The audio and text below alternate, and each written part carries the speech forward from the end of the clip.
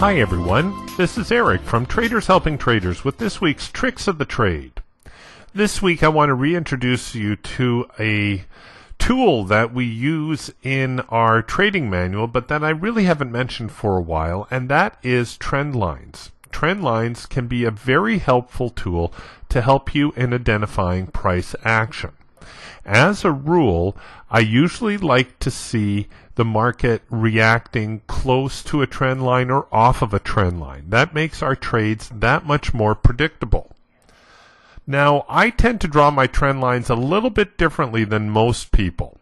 You can draw trend lines in the traditional way, where you start from the left side of the chart and you move to the right. However, I find drawing a trend line backwards to be a little bit more effective because it will take into consideration more of the current price action. So for instance, here we have the market. We would have a trend line similar to this for the more recent price action, and as we go further back we would have a trend line that looks something like this.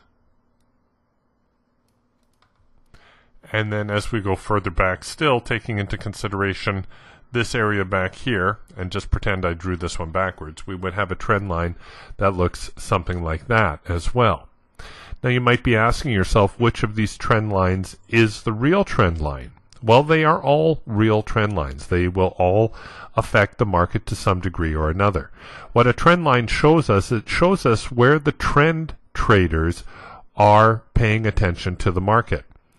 And that's why we tend to get reactions off of trend lines and moving average lines. Moving average lines in most cases are nothing more than computer generated trend lines, because you'll see that many times they will mirror what you will see happening on a trend line, especially with a longer term moving average.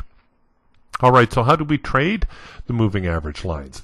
Well, let's back this chart up a few days, and I will show you what we could have done had I been paying closer attention to the September Australian dollar.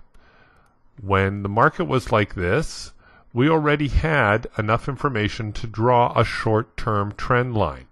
What you need to draw a short-term trend line is you essentially need the market to make a swing. You need for it to bottom out or to top out in the case of a downtrending market. So when you have a pivot point like this, or the market makes a swing like this, anywhere where it makes a peak or a valley, that's a suitable place to draw a trend line from. And once again, all that's showing you is where the trend traders are really paying attention to the market. So here we have the Aussie dollar. It's been in a period of consolidation. We have a little bit of a short-term trend line here, and we have an intermediate trend line. Now, the closer the market gets to either of these trend lines, the better.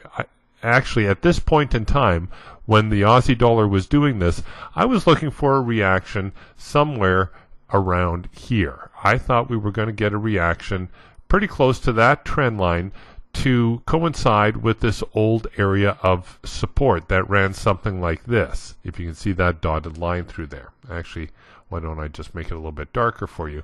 Somewhere like this. We had support occur here. We had some more support here. We had obvious support here. And so I was looking for some sort of reaction to come right around that region right there. And what happened is the Aussie dollar, it made a stab lower, and then all of a sudden it went higher. So this was actually our buy signal now. This is our red-green bar combination, and this was our cue to get long on the market. Now I let it pass because I thought we were a little bit too close to the old contract highs, and I was actually looking for a failure, but it turns out that the Aussie dollar had different ideas, and at least for a few days rallied a little bit higher, and in hindsight I wish I'd taken advantage of it, because that would have been good to the tune of, well, nearly $1,000, even if we had traded it conservatively. So trend lines can be very helpful for helping you determine where and when you want to get into a market. They're very helpful tools for timing trades. I don't try to get into a trade if we are too far removed from a trend line.